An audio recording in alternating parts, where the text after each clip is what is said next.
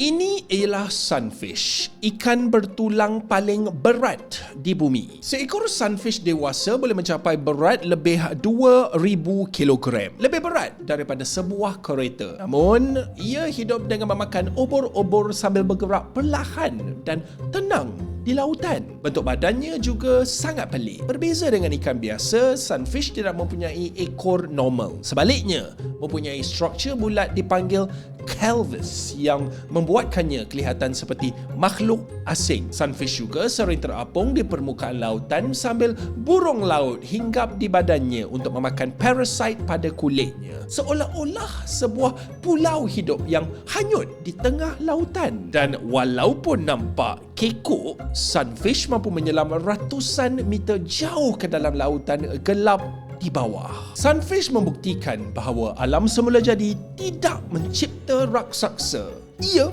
mencipta karya lautan.